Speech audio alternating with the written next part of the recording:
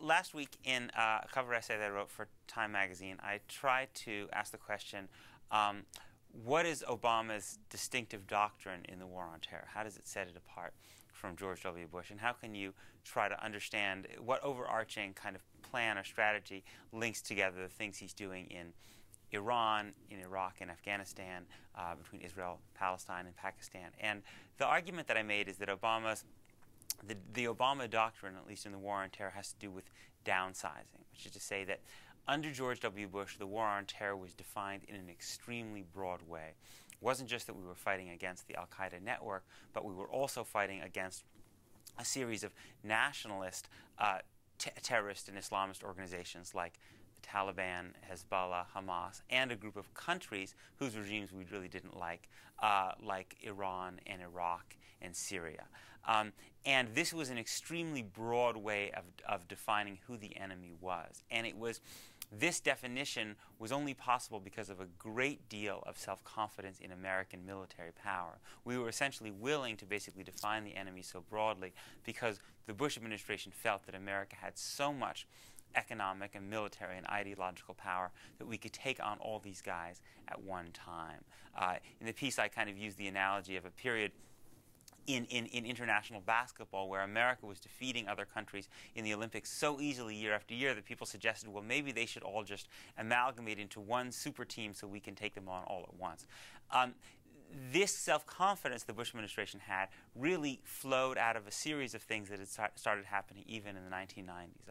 A great self-confidence in America's military power that started to emerge as a result of the series of American military victories, starting with Panama in 1989, the Gulf War in 91, Bosnia in 95, Kosovo in 1999, and then the early stages of Afghanistan, which looked like such a triumph. This sense of American economic power that resulted from the overcoming of the Reagan-era deficits in the 1990s, such that Dick Cheney could say famously that deficits don't matter.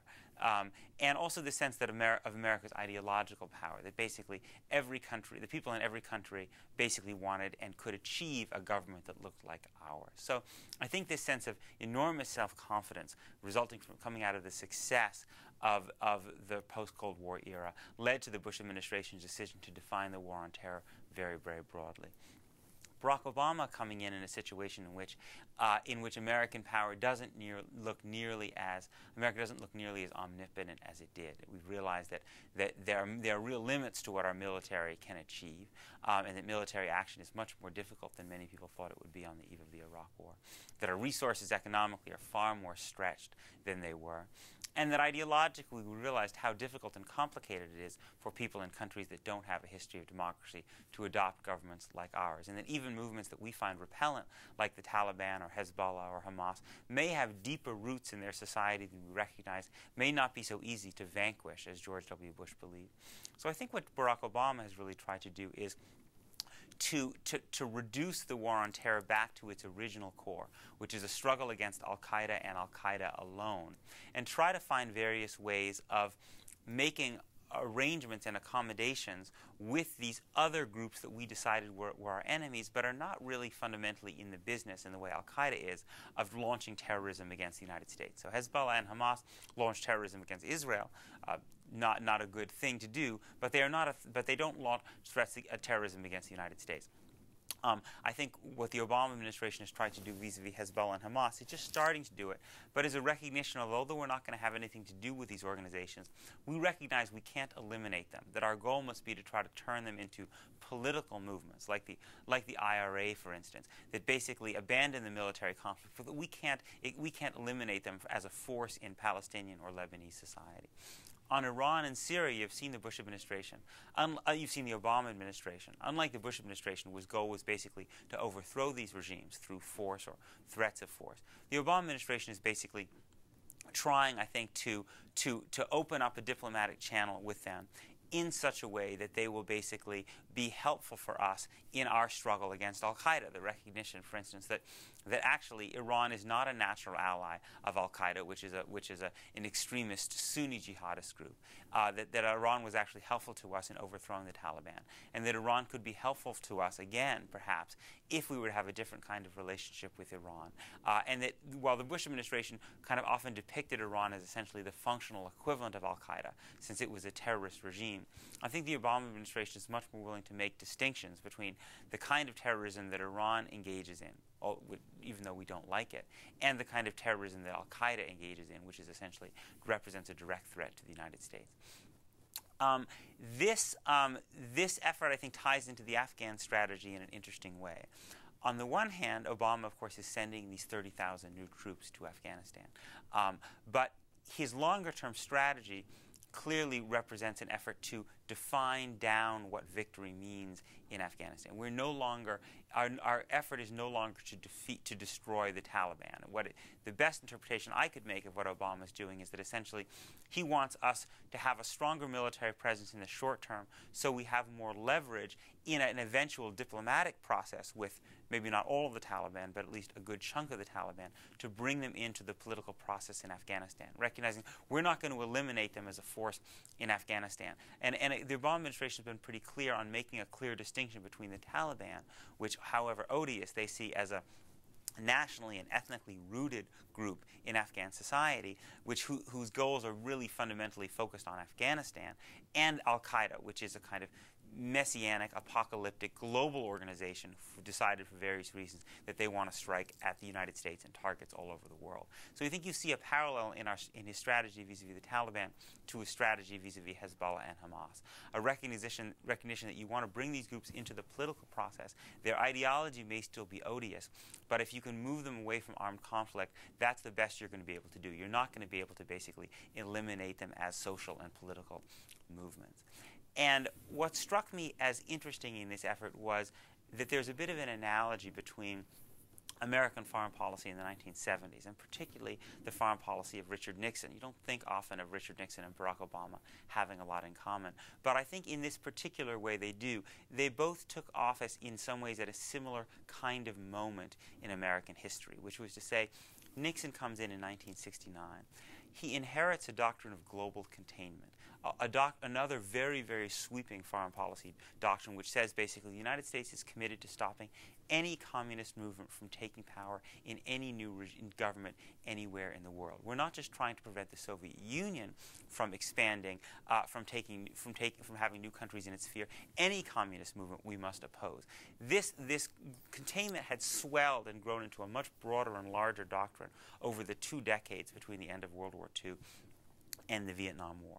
And what Nixon realized, and many Americans realized by 1969, fairly late into the Vietnam War, was this was a doctrine that was too broad. We didn't have the military, economic, ideological power to, in fact, do this. We Americans were not willing to spend vast amounts of money and sacrifice thousands and tens of thousands of lives in order to stop every communist movement from taking power anywhere in the world.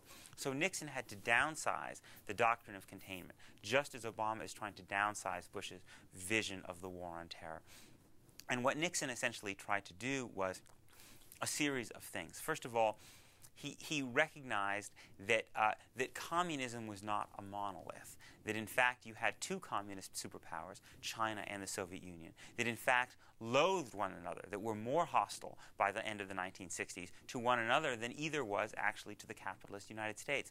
So taking both China on and the Soviet Union on at the same time was unnecessary and also beyond our capacity, just as I think Obama is recognizing that taking on al-Qaeda, the Taliban, Iran, Syria, all Hezbollah, Hamas, all at one time is beyond our capacity. So Nixon famously launched this opening to China to essentially try to say, our Cold War against the Soviet Union is not going to be a Cold War with China. In fact, China can be an ally, potentially, of us against the Soviet Union. In the same way you might imagine that Obama believes that Iran could again be an ally of ours against al-Qaeda. Simultaneously, interestingly, Nixon launched a détente with the Soviet Union as well, believing that if he had diplomatic relationships with both the Soviet Union and China, he would have particular leverage over both of them, because both of them would be afraid that we would cut a deal with one of them at the other's expense. And I think you can look at Obama's double-track negotiations with Syria and Iran, 2 allies, as an effort to basically potentially give the U.S. more leverage over both countries because of the fear that we'll cut a deal with one and leave the other out in the cold. I think the Vietnam-Afghanistan analogy in many, many ways is flawed. I think Obama was right in his speech to focus on the fact that the Viet Cong and North Vietnamese government had far more popular support than the Taliban did. That this was really a communist movement that had taken over, that controlled Vietnamese nationalism in a way the Taliban does not control Afghan nationalism. I think there are very big differences, but I think there is one interesting similarity, at least, which is to look at what Nixon did when he realized that American public willingness to continue to spend more and more money and send more and more troops to Vietnam was really draining away. He realized, in the way that I think Obama is realizing, that he doesn't have an infinite amount of time and he doesn't have an infinite number of troops. So what did Nixon try to do? Interestingly, in the short term, he ratcheted up American military force with a really ferocious, and some have even argued deeply immoral, kind of bombing campaign basically aimed at North Vietnam. But this effort was really a short-term effort to give the U.S. leverage for a diplomatic engagement that Nixon also began to start. Negotiations with the North Vietnamese in which the U.S. started to define victory down. We started to basically envision an end game in Vietnam that was something quite far away from the initial victory that had been imagined in the Johnson administration. And similarly, I think you see with Obama an attempt to ratchet up militarily in the short term to give us more leverage, but in the long, but as a means to a diplomatic process in which we are actually willing to define victory down in a less kind of all or nothing way than we were during the Bush administration. Now, this effort didn't really, and just as Nixon looked for help from China and the Soviet Union in putting pressure on the North Vietnamese to pressure them into a diplomatic solution, you can imagine a situation in which Obama tries to garner the help of countries like Iran and Pakistan in putting pressure so that we can ultimately reach the right kind of diplomatic deal with the Taliban that will be palatable.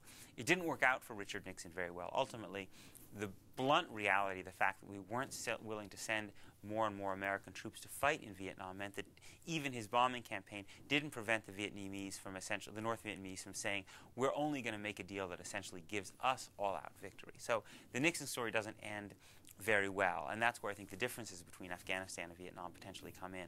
But I think there's a structural similarity in basically the effort to increase your military power in the short term within a larger recognition of the fact that your overall power is not what you thought it did, and you have to reduce the definition of what victory is to bring it more in line with the amount of power you actually have.